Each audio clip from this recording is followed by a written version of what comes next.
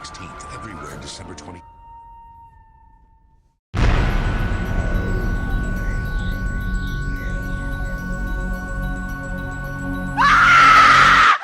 But, corniness aside, Buddhist setsuas on women often did read like horror stories. In one particular tale, a monk asks a woman for sexual favors, but then watches to his horror as her body turns from that of a beautiful woman to a melting defiled mess.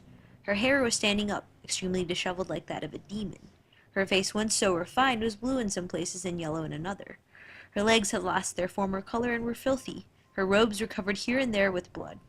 In these Buddhist sutras, as in horror movies, we see not just the element of grotesque surprise, but also the same fear of contagion.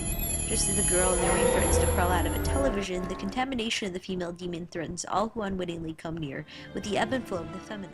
Also, one important characteristic of horror movies is that endings are never really endings. For example, in The Ring, the only way to escape the effect of the Ring video is to perpetuate it by transmitting it to more people. In the same way, the only way to escape the pollution of womanhood is to eschew womanhood altogether.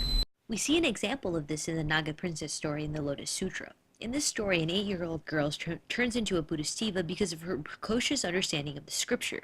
This is extremely surprising given that she is a woman, a Naga, and only 8 years old. What we can especially note about her conversion is that she had to become a man to do it. So to overcome the horror of womanhood, she simply bypassed being a woman altogether. Merriam Levering avers the princess defeats the notion of the 5 hindrances, but does not challenge the notion that advanced irreversible Bodhisattvas and Buddhas are characterized by the male form. And we're out of time. Hopefully you've seen how the Buddhist notion of women's pollution is not so different from the grotesque elements of horror stories.